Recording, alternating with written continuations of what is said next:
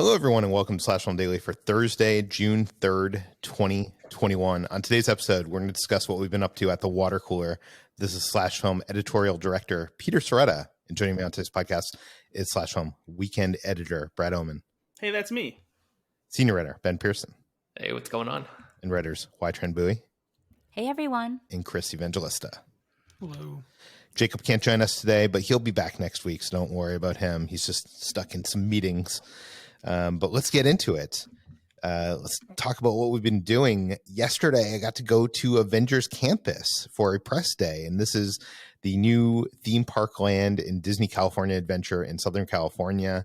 It is based on the Avengers. It's the first Avengers theme park land, is what Disney is saying, because there is a Marvel theme park land in Universal Islands Adventure in Florida. And to be honest with you, it was a little bit underwhelming. It feels like the first phase of a thing. We did a video for Ordinary Adventures and a write-up on slashfilm.com. I'll link both of those in the show notes. But we did like a walking tour, bringing around the whole campus. I think when I looked at the square footage of this, it was almost like a little bit more than a third of Galaxy's Edge. So it's really small. And that includes the Guardians of the Galaxy Mission Breakout attraction. The new ride is the Spider-Man ride is called Web Slingers. And you are basically attending an open house at this tech company that Peter Parker works at. They're developing this technology.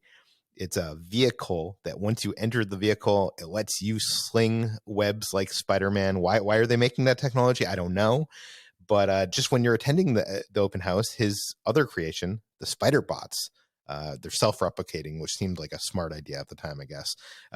Started to replicate themselves, and they just basically wreak havoc across this whole headquarters, or this whole environment. So you basically you team up with Spider-Man, go into these, I think they're called the web slinger vehicles, and you get to help him take out the spider bots and save Avengers Campus. You're not saving the world, you're saving Avengers Campus. It's kind of like one of those, if you've ever been on Toy Story Midway Mania or any of those, kind of like Buzz Lightyear has a ride that you shoot things with. It's very much a game more than it is a ride. It's fun, but it does feel like the same situation when Disney opened Star Wars Galaxy's Edge. They opened with their C-ticket attraction, which is Smuggler's Run, and the E-ticket attraction, the big bad Rise of the Resistance, opened up months later. And it really feels like that's what's happening here. But instead of opening up months later, they have an Avengers attraction. It's going to be like you go on this mission with the Avengers and this Quinjet, and that's been delayed indefinitely. It's probably going to be a few years out. So it feels like half a land. That said, they have some incredible food. Brad, I wish you could have been there with me, because Me too. Yeah. They have Pym's Test Kitchen, which is, obviously Hank Pym. He developed Pym particles, which get to enlarge and shrink things. And that lets you have a lot of fun with just different food items. So a huge pretzel, or, a chicken sandwich where the chicken part of it is huge and then the bun is small, and like all that kind of like fun stuff. I think the best thing I tried was this peanut butter and jelly sandwich, which has this candied bacon, has some banana in it. It was I don't know, it's hard to describe. It just sounds like basic, but it was really, really good. And they also have the I forgot what it's called. It's called the tasting lab, I think. Test lab, something like that, where they make drinks, and they actually have beers where it fills from the bottom of the cup up, and they have a lot of different fun experimental cocktails and stuff. I really think the food here is the highlight of the thing. And next, they have a bunch of character experiences. Like you get to go into Doctor Strange's ancient sanctum, and it's kind of like a Marvel magic show that I never knew I wanted. People seem to have fun with that. And one of the highlights of the experiences is, of course, Peter Parker is running all around on top of the web building that the ride takes place in. And he does like this whole, I don't want to call it a stunt show because it's more of a demonstration of his acrobatic abilities. And at one point he runs off from view, and then they use this thing that they've been showing in all the media for quite some time. It's called a stuntronic. It's an animatronic stunt man that is dressed in a spider suit that flies through the sky, and then when it lands, there's like a seamless transition to the actual actor in the spider suit climbing down a wall. It's really cool and fun. I think kids are gonna enjoy this, but it does, in the end, it does feel like half a theme park land. But yeah, anyways, I'm not going to bore you with all that. You can go check out my write-up on Slash Film, and you can check out the video if you want to see it in video form, and I'll link those in the show notes.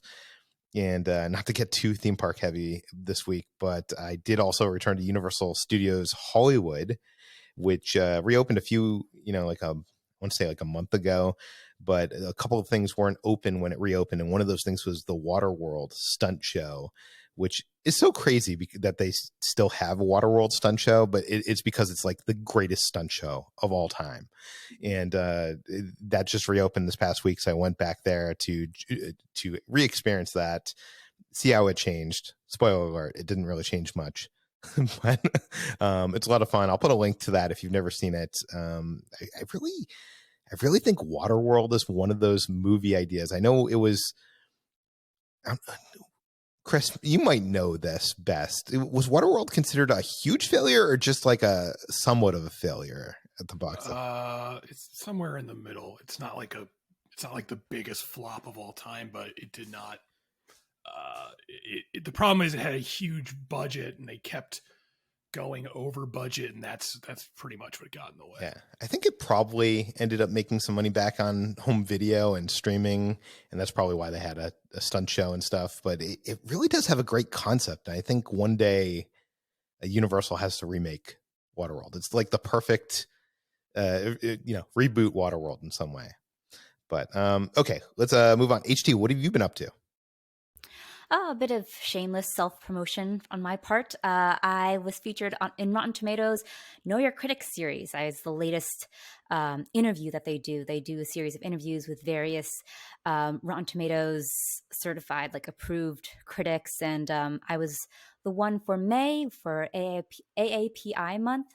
And you can check out the interview. It's in the show notes. It's me rambling about movies, including movies that I like, movies that influence me, and movies I dislike. So it's just kind of, I hope I sound intelligent. I don't know. I looked at it and I was like, I'm not going to read that because I don't want to see how I sound. It was a spoken interview and they transcribed it. So I don't know if it's all quite correct, but it's out there. And now you can look into my inner process through this interview on Rotten Tomatoes. Yeah, we'll put a link to that in the show notes as well. And I do want to mention up front here that my microphone broke that I usually use in my closet, the podcasting studio. So I'm out in my living room, which is a little bit more echoey. So if you hear that, I apologize. Hopefully I'll have things fixed by the next time you hear me. But okay, Brad, what have you been up to?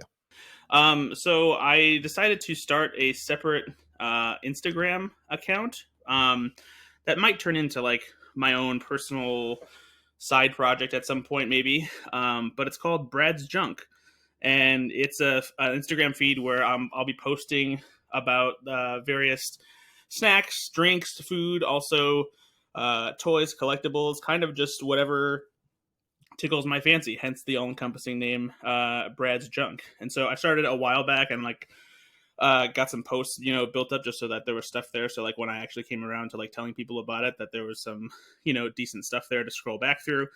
And it's been kind of cool actually, because just from using hashtags and stuff like that, people have just randomly found it. And so like there's by no means a big following or ever. It's literally like a handful of people who have just randomly found it and apparently liked all the stuff that I liked posting about.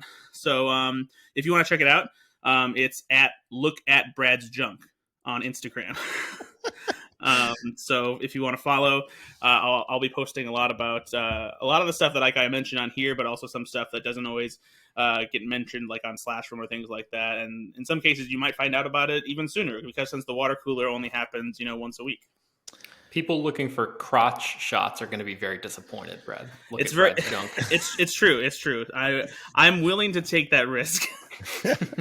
Yeah, I was going to say, I'm glad this isn't an OnlyFans, Brad. I'm glad. I mean, maybe I will start an OnlyFans where it won't be risque at all. It'll just be me holding up snacks and toys. Okay, let's move on to what we've been watching. This past week, I decided to reactivate my AMC A-List membership after it being vacant since March 2020. And I went to the first movie. Well, actually, I went to the movie theater for Tenet, but that was with a group of friends and we rented out a theater. But this is the first time I was in a public movie theater with people I didn't know in, a packed theater. And that's what I wanted to talk about is I went on Friday, the opening of A Quiet Place Part 2, and almost every theater in LA was sold out to the lowered capacity. I don't know what the capacity is. Like, for example, in the row that we were in, which was the first row of this Dolby theater, it was Kitcher and I, and then on either side there was 2 empty seats, and then there was 2 people, and then 2 empty seats. So I'm guessing that's like less than 50% capacity. I don't know, but it seemed like it was going to be hard to get tickets. Even like I looked at the Saturday morning show, the first show and the matinee and Saturday morning, and only the first 2 rows were available. And this was at like Friday on like at 2 p.m. So I'm just surprised that people are already so, especially in California. We've been kind of like hold up in California here. The government has been very restrictive and trying to protect us. And I'm just so surprised that everybody was just so out and about. Like the mall that I went to was just so busy. And Brad and Chris, I know we haven't talked about this movie yet, but did either of you see this movie in a movie theater? Indeed. You did? Yes. Did you go to a public screening? No, I didn't go to a public screening. I decided to do a private screening with roughly the same group of people who I saw Tenet with back in September, which was the last time I was in a movie theater as well. We didn't want to mess with crowds just yet, not just because of the pandemic, but just because this is also the kind of movie where like the ambiance of the theater, it's nice when it's quiet. And so not having to worry about strangers and having the ability to rent out a theater and not have it really cost much more for each ticket than it would if we were seeing it with a public screening was just a preferable experience. So I ended up going back to my local AMC theater, which is still only open 3 days a week. And so, yeah, it was, a fine experience. Nothing new really about what was going on, except where they don't have the butter dispensers for your popcorn. You don't do it yourself now. And if you want extra butter on top of what they give you, they put it like in these little condiment cups, and it kind of looks like urine in the condiment cup. So that's neat. But otherwise, yeah, just the same. And they got to fill up your Coke at the freestyle machines. They don't allow you to do it. Oh, so actually, for whatever reason, they didn't have a problem with us doing that at our AMC theater. Yeah, we were able to fill up our own drinks. But yeah, otherwise the experience itself was fine, I suppose. I'm not quite to the point where I'm reactivating my A-List membership yet, because there's not enough that I want to see in theaters, and I will also probably still be doing these private rentals for the bigger movies with friends as long as they're available and we have enough people to make it affordable. So yeah, that's something I'll probably do once things are a lot more back to normal. Yeah. Chris, I assume you saw a screener? No. For Christmas, my wife got me a gift card so we could rent out a theater.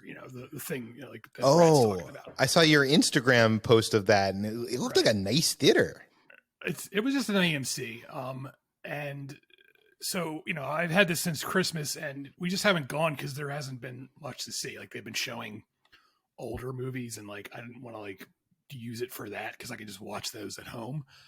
And so when this was coming out, I was like, oh, this is it. This is finally a chance to use this damn gift card. So I booked the theater, and even though, we could bring, I think it's like up to 20 people or whatever, I don't want to do that. So it was just me and my wife in a theater all alone, and it was probably like the best movie going experience of my life. In fact, it kind of made me a little sad because I realized it would never be this good again unless I like get really rich and can afford to rent out a theater every weekend for myself.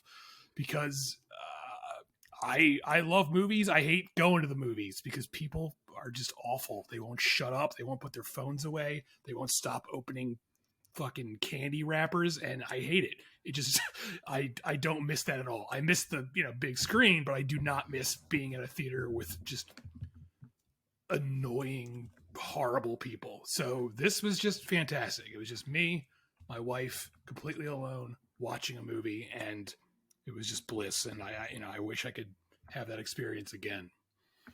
Yeah, I can say that being back in the theater felt good, and I didn't love A Quiet Place Part 2. I did like it a lot, but I think it made me like it more seeing it in the theater than I probably would have at home. That's just the type of movie. I know you guys were saying, like, people can be jerks and you kind of want quiet, but I kind of like that tension in the theater, that the guy, behind you that has like some candy can't, like, he stops and like he can't put his hand in the candy because it'll make that rattling sound, and you don't want to make that rattling sound during like this really tense, like, low moment. And I kind of love that.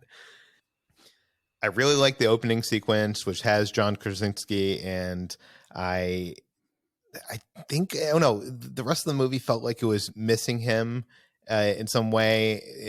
They replaced him with this other male lead character who I wasn't as into, but I still think it was very good. I just don't. I object because Cillian Murphy is amazing. I like him, but I just don't think there was enough to his character. I don't know. Yeah, that's fair. He's kind of an archetype. Yeah. Brad, what did you think? I enjoyed it. I don't think it's quite on par with the first movie, and I think that's mostly just because, like, the novelty of just how quiet everything is and the suspense. It's not quite as thrilling or exhilarating as it was the first time around. But one thing I really appreciated was how they framed each of the kids in this movie, and like their arc, and them stepping up and sort of growing up in this terrifying environment, and how they juxtapose like the imagery throughout the scenes, going back and forth, and just the way it connected, both thematically and visually. I really appreciated that, and I agree that with HT, Cillian Murphy is great in this movie. With he's not given a lot to do, but I thought that he was fantastic in his role here, and I'm interested to see. It sounds like that they have a plan for a trilogy, at least one more chapter. So exactly where they go from here will be interesting, because this what I liked about the sequel is they didn't necessarily try and ramp it up in the way that like Aliens did, or movies of that ilk, where it was on a much larger scale. They still kept it really grounded, since that's what worked so well the first time. And now that they're starting to spread this idea of how to effectively kill the monsters, I'm wondering if the next one is the one that does that, and how they kind of wrap it up to give this post-apocalyptic world a hope of coming back. Yeah, I will say that I was a little nervous that they were kind of do away with the events of the first film and what they learned about how to take on these monsters. Like, either have this thing get destroyed or, something like that. And they didn't do that. And they were able to still go along with it and find ways to make it just as suspenseful and thrilling, even though they have that method. Chris, what did you think of the movie? I liked it. I thought it was fine. I don't think it was as good as the first one, but I want to also add that I think Cillian Murphy is fantastic in this movie. I think, he's a better actor. He's a better actor in general than John Krasinski, and his presence, even though I agree that, the character is a little thin, he's such a good actor that he makes it work just with like his facial expressions and how, tormented he seems. And so I really loved him in this. It has like one or two, it has a few issues. I feel like there are some, I'm I always am able to, suspend disbelief. But there are a few like jumps in this movie where things happen where it requires a really big leap of logic, and I had a little problem with that. I also think it ends a little abruptly, and other than that, this isn't a complaint, but it occurred to me that like I don't think they ever say any of the characters' names in the first movie, and I realized I don't really know any of their names. And at one point, Emily Blunt calls the son Marcus, and I was like, "Is that his fucking name?" Like I had no idea that was his name, and like the girl is named Reagan. Like they never say her name, and I just think that's like an interesting that like I'm almost positive they don't say like most of the characters' names in these movies, and that and that's not a complaint because I really hate when movies try and shoehorn that in they're like a character's brother will come in and it'll be like, "What's up, bro?" It's like, yeah, get out of here. I hate when they do that. So that's just I just thought it was an amusing thing that I never really had thought of when I watched the first movie. But yeah, other than that, pretty good movie. I liked seeing it alone. I'm sure if I had seen it with an audience, I'd be like, "Ugh, shut the hell up." But otherwise, I had fun with it. I want to clarify again. I wasn't talking about the actor. I was talking about the character. I just feel like the character doesn't fill the same shoes as John Krasinski's character from the first movie. But why do you hate Cillian Murphy, Peter? I just don't like the way he looks, Brad. Whoa, that's a tough stance. Okay.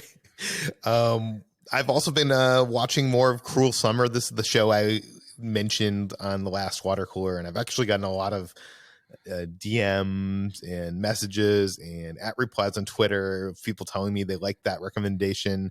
This is the show that's on Freeform. It's I don't even know how there's a mystery element. It's not a murder mystery per se, but it's interesting. It plays with time in an interesting way. And as you go on with the season, it also plays with perspective. Different episodes take place from different characters' perspectives. And I just want to say I'm still enjoying it. I'm in the last, I think, 2 episodes of that. It's airing live, so I have not seen the how it ends. And I watched a bunch of screeners. I watched a whole season of TV, and I watched a movie, which I cannot talk about yet. I just mentioned that because, yes, I have been watching stuff. I just am not allowed to talk about it. And it's not anything like super duper exciting, so I'm not even bragging. I'm just saying, guys, I've been doing stuff. I've been watching stuff. I've been going to theme parks. I've been doing stuff. I just can't talk about it yet. But Brad, what have you been watching? I have been watching Marvel's M.O.D.O.K, which is definitely different from the usual Marvel television offerings, but it's a lot of fun. If you enjoyed Deadpool, if you like Rick and Morty, this is basically a mashup of the two, but with stop motion animation that feels like it's straight from Robot Chicken. It's interesting because I feel like they could have easily made this show and not had to use any Marvel properties or characters.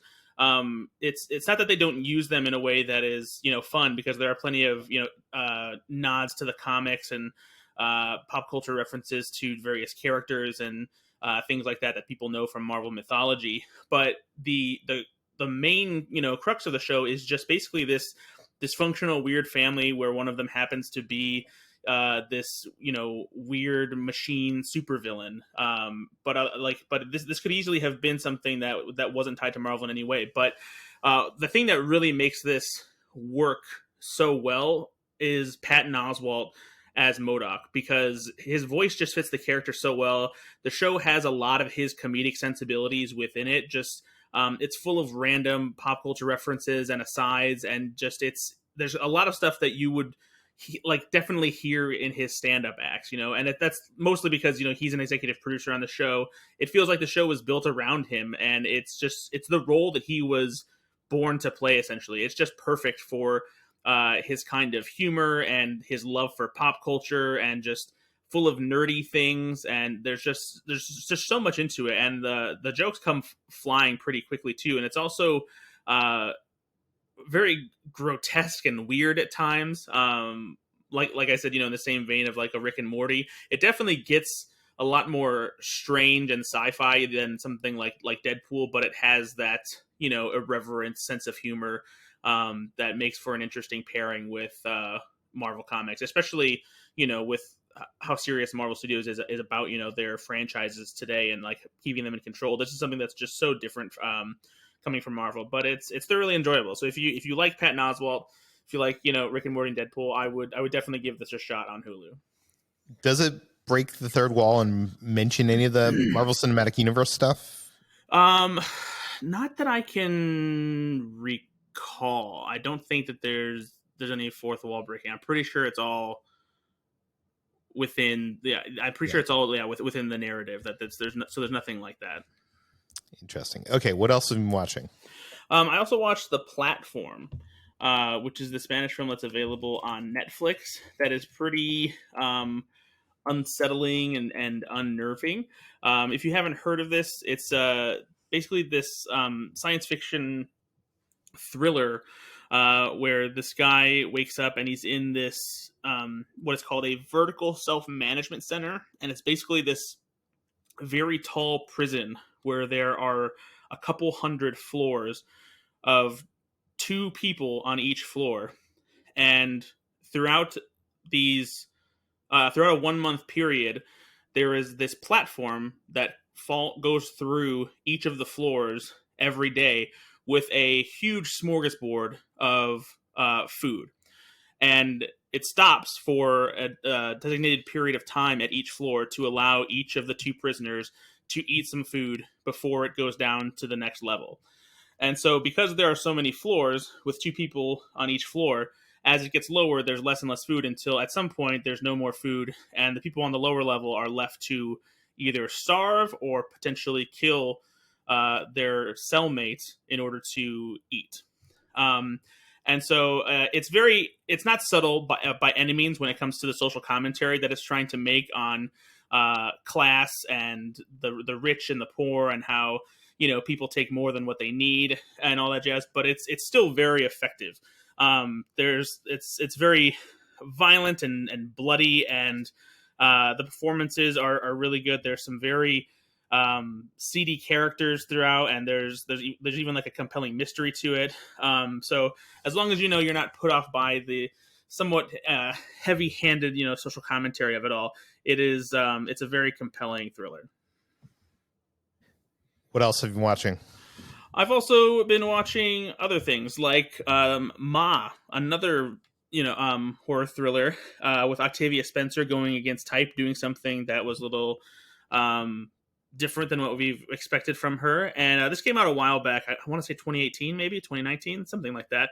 And I just been putting it off. I hadn't watched it, but my mom had seen it, and when she heard that I hadn't seen it, she thought we should watch it. So it's solid, but I feel like it takes a little too long to really get to the more terrifying part of the story. There's a lot of buildup for not so much payoff, and that's not to say that there's still not, you know, some horrifying elements here once Octavia Spencer finally gets to goes full-blown maniac mode. But it's there are a couple very like jarring, surprising moments that I won't spoil, but when you're watching it, you're just like, oh my god, you know, it's just sometimes it gets suddenly chaotic and violent. I feel like there are a little too many loose ends and leaps in logic to allow something like this to happen, and no one finding out about certain events in the movie. I'm being intentionally vague just because I don't want to spoil certain things for anyone who hasn't seen it, but it's cool enough seeing Octavia Spencer do a role like this, because she does a very good job at being menacing and turning from being this cool person who's just trying to help some kids party into being this absolutely, you know, vengeful, crazy person. So if that's something that interests you, then give it a shot. I think it's still on HBO Max. See, this seems like the definition of what I would consider an A-list movie, like a movie that you see the trailer every time you're going to like see some junk using your AMC A-List, and you decide, well, you know, it's free, I'll go see it. And I just want to mention also how much I enjoyed being back in the theater and seeing trailers again. And I didn't think I would ever miss Maria Menounos, but I liked seeing her on the big screen again. It's like I've been reunited with a friend, Brad. Well, that's nice. On the opposite end of the spectrum, I also saw a movie called I Remember Mama, which is not anything like Ma. It's a classic movie. Wait a second. Is there a reason why you saw Ma and I Remember Mama? It's just a strange coincidence. It's actually it's been so long since we did a water cooler that this actually wouldn't have happened, because I would have talked about Ma on last week's edition and then I Remember Mama on this week's edition. So it just worked out that way. Strange. Yeah. So this is a 1948 movie. It's directed by George Stevens and it stars Irene Dunn. It's just this classic family drama with a little bit of coming of age. It reminded me a little bit of Little Women, but it follows this Norwegian family of immigrants living in America in San Francisco in 1910, and just follows their lives as a family, dealing, with their kids growing up, one of them getting sick, and just like how strong that their mother was, and like it's all framed by the one of the family's daughters who has become a writer, and she's telling the story of their family. And so there's the similarities to Little Women sort of stop there, except for just like the closeness of the family and like how it's flashing back and digging into these kind of pivotal moments that they've experienced over the years. And it's just a nice, heartfelt, classic drama.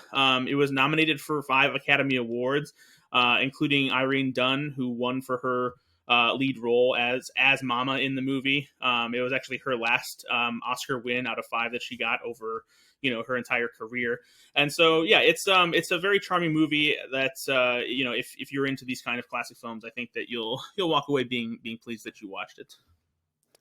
Okay, let's move on to HT. You got to see the new Fast and Furious movie. I did. I got to see F9, the review of which you can see on /film.com. And I gave a reaction that I said at the beginning was going to be brief on a daily episode a couple weeks ago, when we were supposed to have a water cooler the next day, which actually was quite thorough. So I'm going to give a brief reaction here. It's exceptionally silly. So I will open the floor to questions. Is it exceptionally silly in a fun way? Like, is that a good thing? Yes.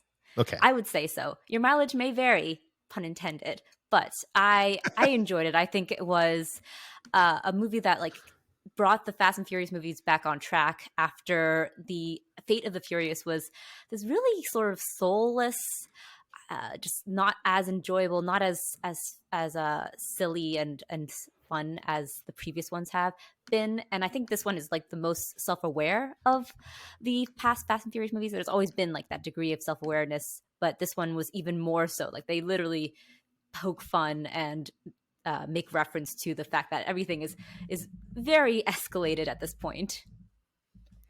HT, real quick, what the hell is the name of that actor? Scott Eastwood. I despise his inclusion in this franchise. Am I going to be disappointed? Is he in this movie a lot? Scott Eastwood from Fate of the Furious?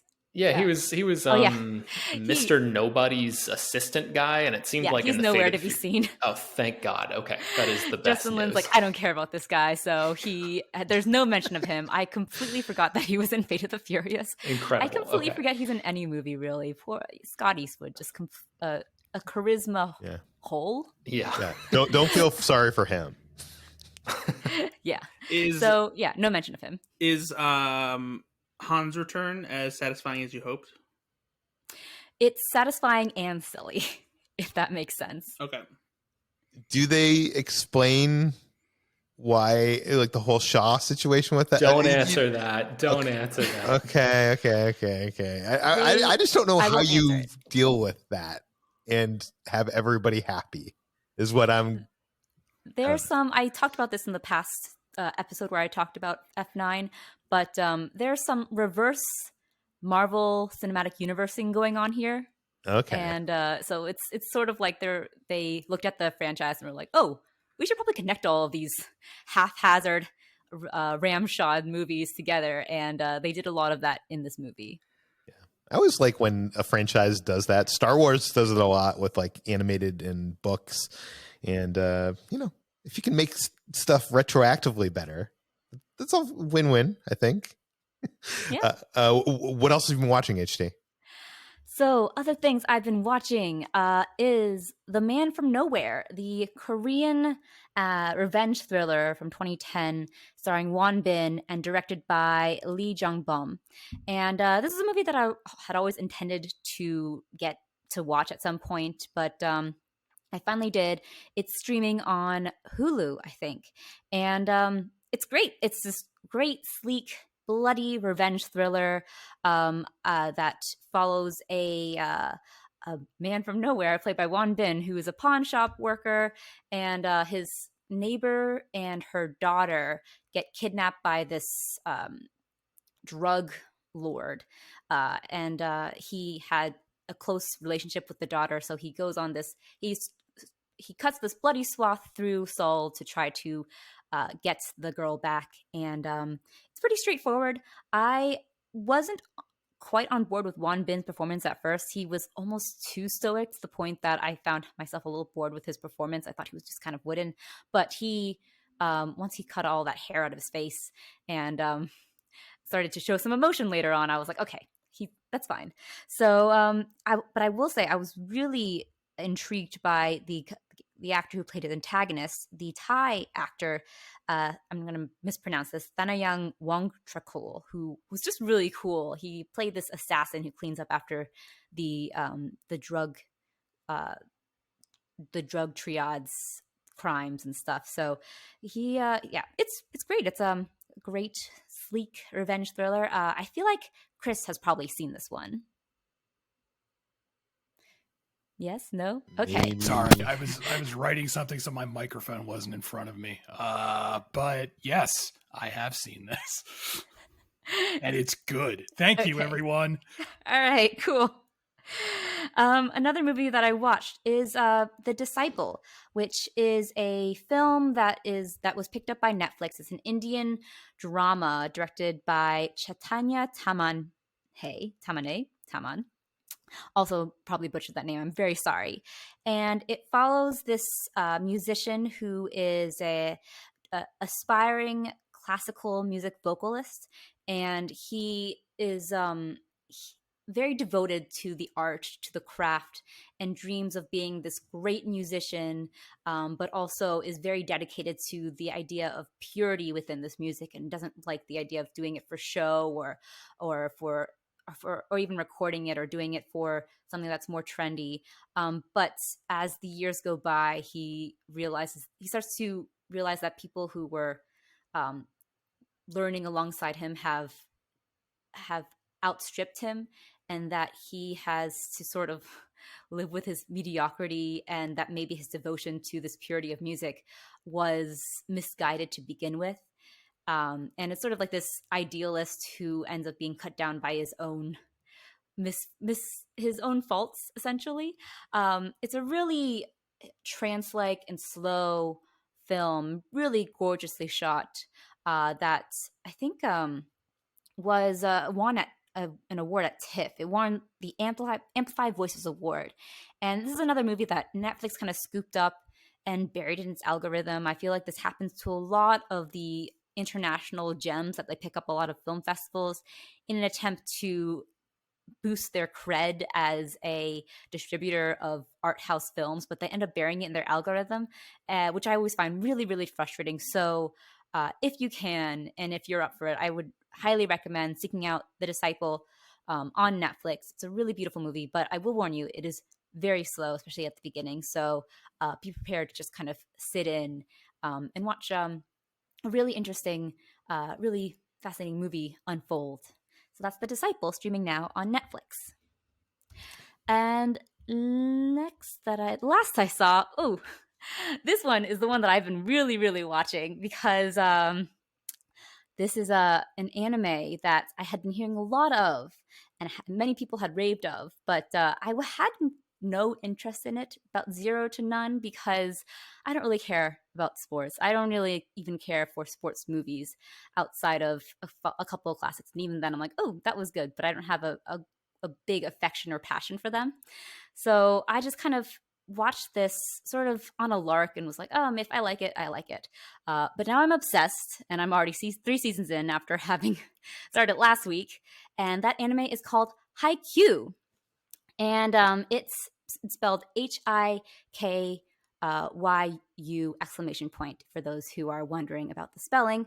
And it's about a short 5'3" wing spiker in volleyball who dreams of becoming the ace of his team, but he has been, saddled with his short height and with a school that didn't really have a team to begin with. So when he arrives at a new high school that has an established team that once was one of the great teams, but now has kind of fallen from grace, he's excited to finally become that ace that he dreamed of being.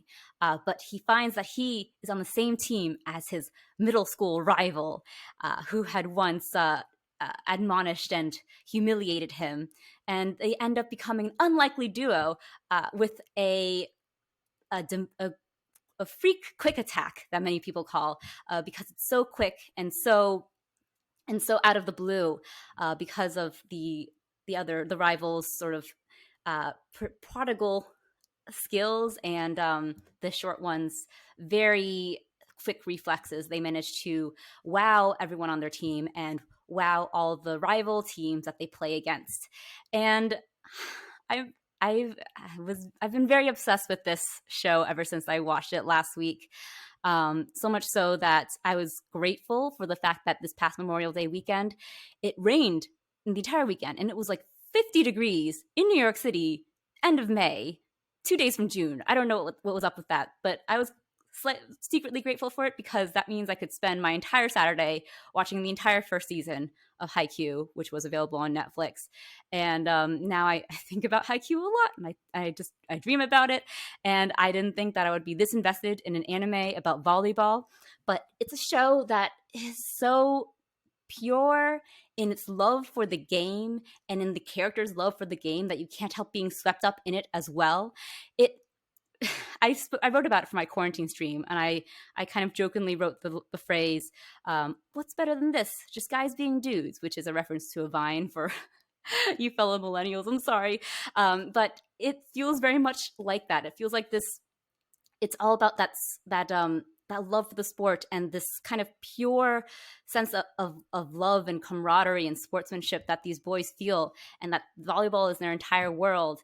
And even if it kind of takes the form of an underdog show, an underdog story, it doesn't paint the rivals in any kind of black or white way. Even the teams that they play against get their own sort of backstory and struggles and arcs, and that's what I really love about it. It's just about how much they love volleyball and how much they just want to get better at volleyball. It's great. I love it. Boys are great.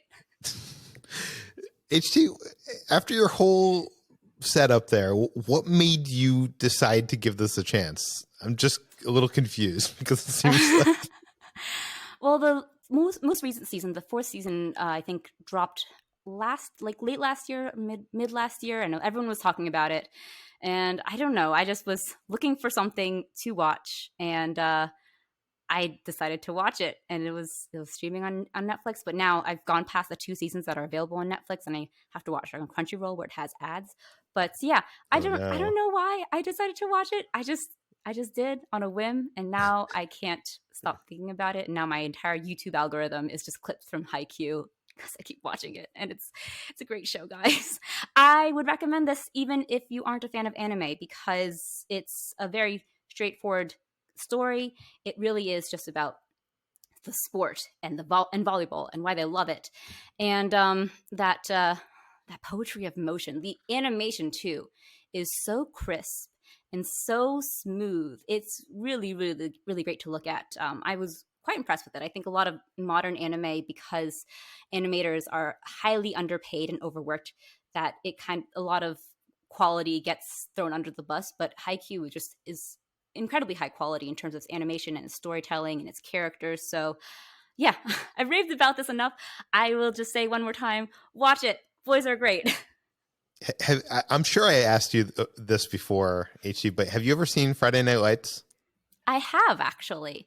I started watching the first season with my dad, who, funny enough, coaches volleyball, but I had no interest in volleyball until I watched Haikyu. But he loves sports shows and movies, and I was like, I think you would like this show, my dad. And we watched it, and he started watching ahead of me, so I haven't watched it since. I usually hate like most things sports, but Friday Night Lights like seriously scratches that itch of, I think when you were describing the show, I mean, it seems like this show is more on the sports and less on the high school drama or Yeah, there's barely any high school drama. It's kind of amazing. Usually there's some sort of internal, like external life to the volleyball world, but really all the drama and all the character building takes place on the court, which is kind of amazing. So I would recommend this. I think you would enjoy this, Peter. I think, Brad, you would also enjoy this. This might be the gateway show for you. I don't know. Gateway to anime is this volleyball show. Haikyu. Okay, let's move on to Ben.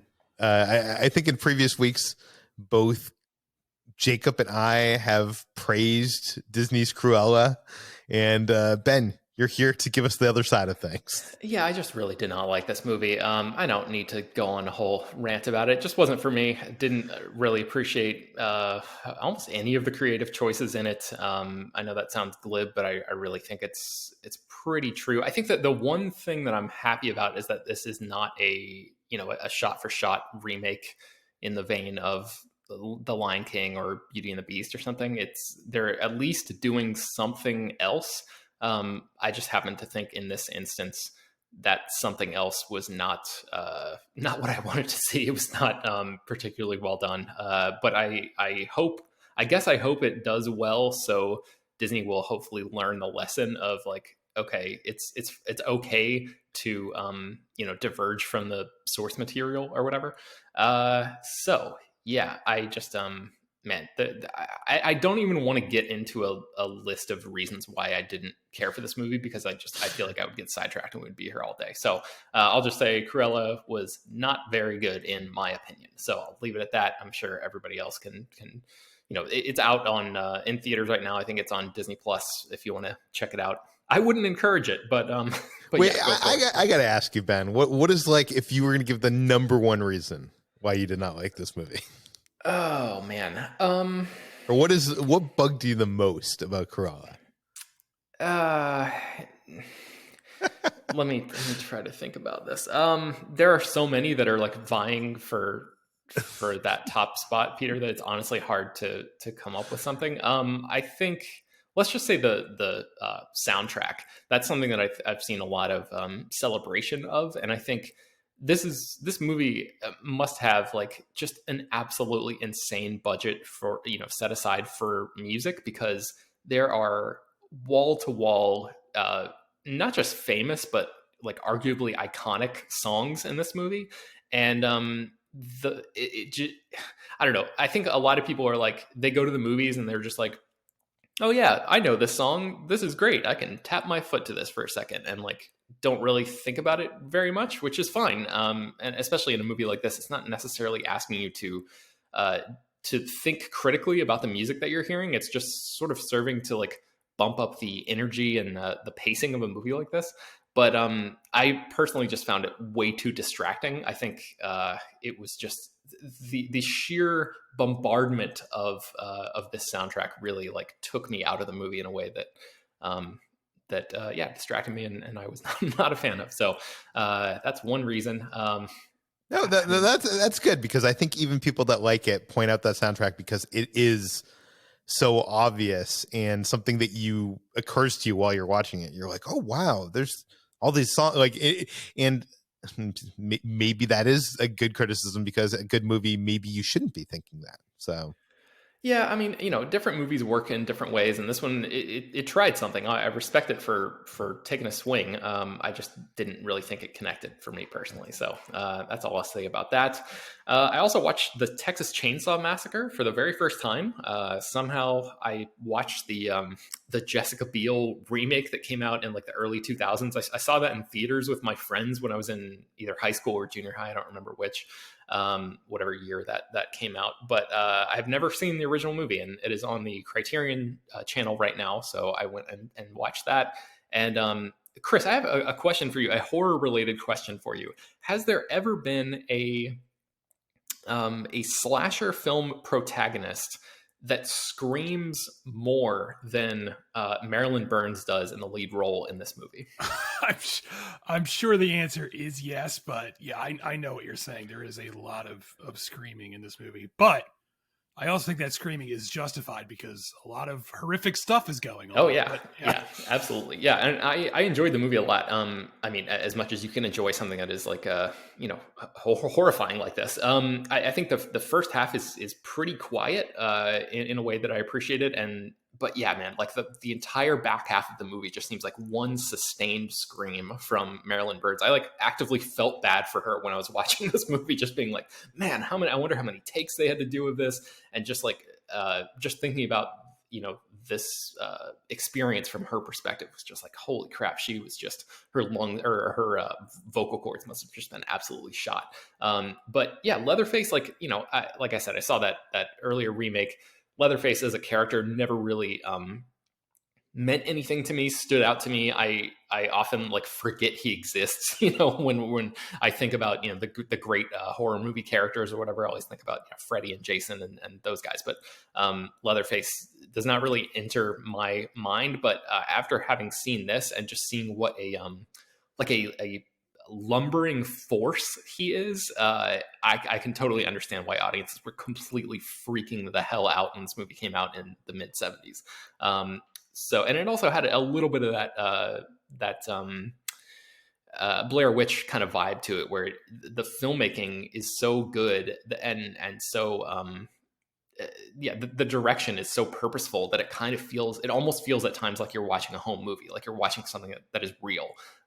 So I think all of those sort of factors combined to be, into something that has certainly stood the test of time. So that is the Texas Chainsaw Massacre. You can watch it on the Criterion channel if you want to check that out. Also on the Criterion channel, I watched House of Games, 1987 movie from David Mamet, which this was his feature directorial debut. And he wrote the screenplay. He's a very famous screenwriter and stage writer. And he's just, one of those like iconoclastic guys. And this movie, House of Games, is really, really fun. It's like a dark, adult, sexy con man movie. Basically, it's all about cons. And Ricky Jay, the magician who passed away a few years ago, it plays a supporting role in it. I think Lindsay Krause is the lead, and Joe Mantegna is the male lead in the movie. But it's about this woman who basically like stumbles into this den of con men and sort of like tries to ingratiate herself into their lives and learn about how they pull cons on people. So if you like movies like I don't know, The Brothers Bloom and I'm trying to think of other con man movies off the top of my head, and I can't come up with any right now, but this is sort of in that vein. It's very sort of like twisty, sexy thriller, and it's one of those movies that like feels like it's made for adults, and it's like an original thing, and we just don't get very much of that in our current movie landscape. So it was refreshing in that regard. It's called House of Games. And then finally, I watched a movie called Plan B, which is on Hulu right now. And it's a comedy, and it's the latest in this line of comedies about young women who have sexual encounters, and then this takes place in the aftermath, and with them trying to figure out what they're going to do. You had Never, Rarely, Sometimes, Always last year, as well as Unpregnant, which is a movie that I sort of was trying to champion last year, the HBO Max original that was like, I think it came out right around the time that HBO Max launched, and not a lot of people had subscribed to that service yet, and people were still sort of navigating, okay, do I even have this? What's going on? And I still feel like Unpregnant is really an unseen gem that has not been given its proper due. And I feel like a lot of people are watching Plan B because it got a decent marketing push, and it has a great premise. But I really feel like after watching this movie that it's basically doing almost the exact same thing that Unpregnant was doing, but just a little bit worse. And that's this Plan B is still good. I just think people are going to watch this movie and be like, wow, this is so like fresh and like a brand new kind of thing. But Unpregnant is just sitting back there like meekly waving from a distance in the background like, hey guys, I was here last year doing the same thing. So I just want to encourage people, maybe watch both of them and see which one you like the most. But Victoria Morales and Kuhu Verma are the two leads in this, and they're both very, very good. Natalie Morales directed this movie. And it's good. It's just watching it with Unpregnant in the back of your mind. It's kind of insane how many direct connections there are. I actually texted Dave Chen the other day and said, for anybody who listens to this podcast and who also listens to the Slash Filmcast, and I told him, watch Unpregnant and then watch Plan B if you want to do like the biggest boom goes the dynamite moment in Slash Filmcast history, because he does that a lot, where he'll draw comparisons between movies that that do the same thing or have the same themes or little moments and stuff like that. And there are just almost too many to count between Unpregnant and Plan B. But yeah, I would encourage you to watch both of them. I just happen to like Unpregnant a little bit better.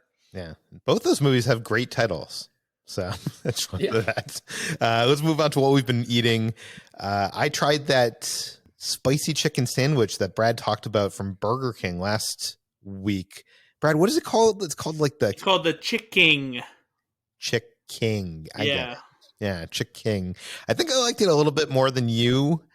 It's better than the one from McDonald's in my mind, but it's still, nobody is competing on the level of Popeyes. Yeah, I haven't tried the spicy one. I only had the regular one. So you just had the right. Yeah, you don't like spice. Well, so I will say this though, I do enjoy Burger King's spicy chicken sandwich and Wendy's spicy chicken sandwich because it's not super spicy. Okay, what have you been eating this week? I finally got my hands on the new Cinnamon Toast Crunch variation, which is called Dulce de Leche Crunch. And this is a new permanent flavor. It's not limited edition. So if you want to find it, you don't have to try and like track it down and worry it's going to disappear. It's going to be around for pretty much ever, apparently. And it's really, really good. It's not remarkably different from Cinnamon Toast Crunch, but it has just enough of that Dulce de Leche flavor to make it just a little bit different from Cinnamon Toast Crunch. It's still crispy and there's still plenty of the seasoning all over it, whatever you want to call it. Is it called seasoning when it's cinnamon or dulce de leche flavoring? I don't know.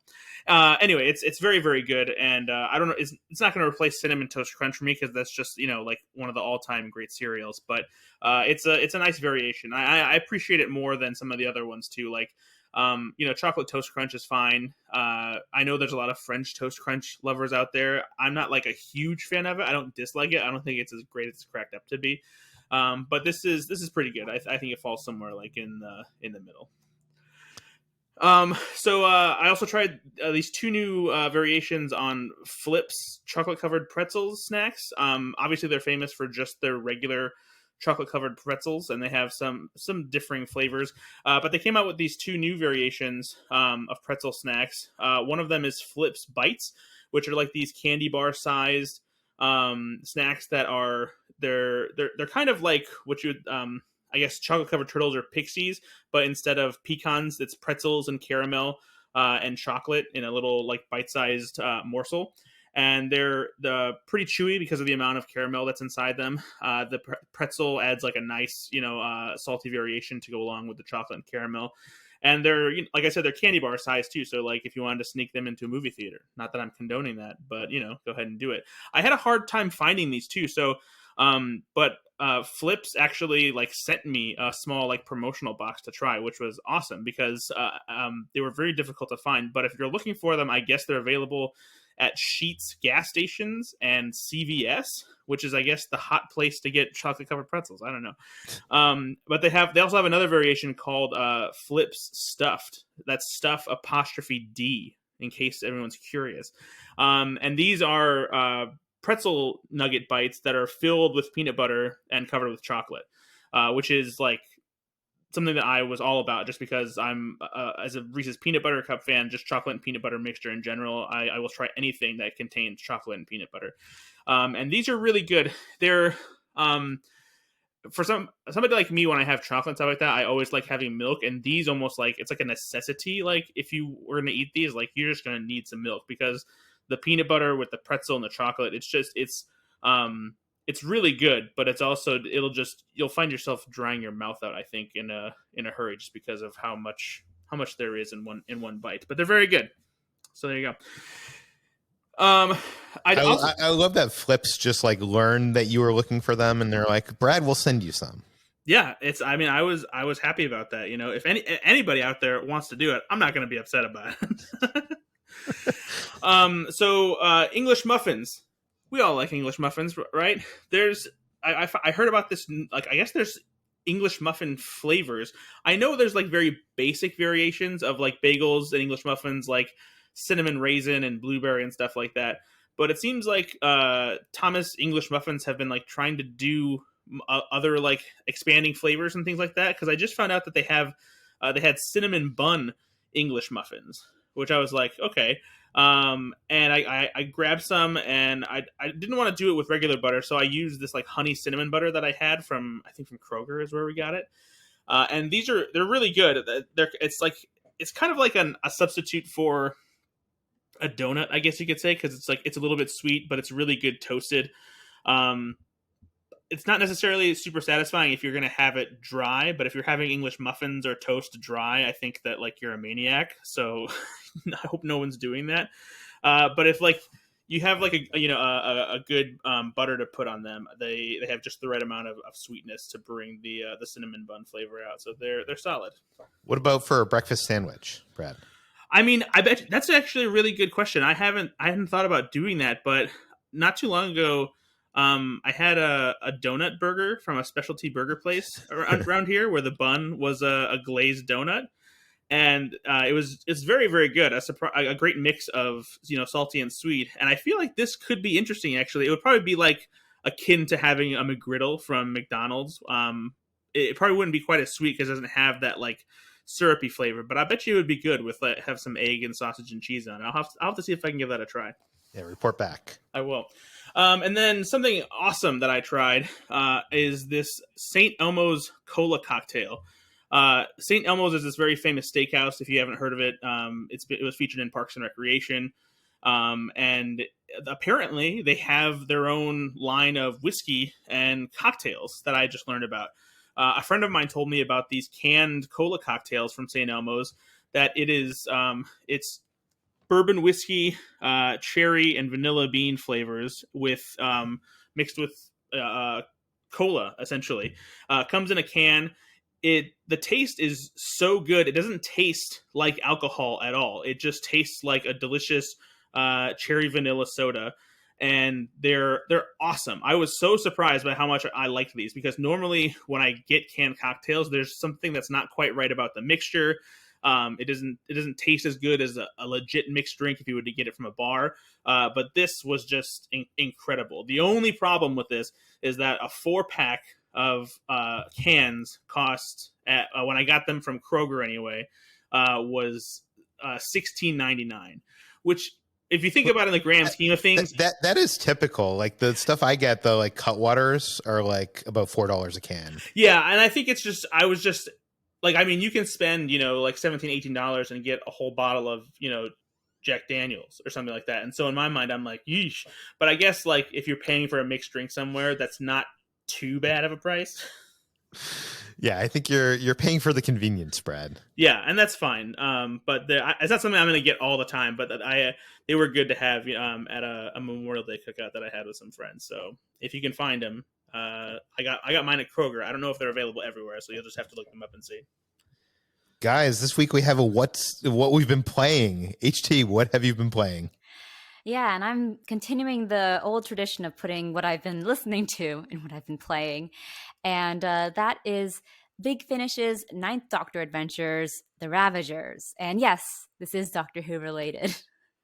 So this is the lauded return of Christopher Eccleston in his role as the Ninth Doctor. He hasn't been seen on screen as the Doctor since he left the show in 2005.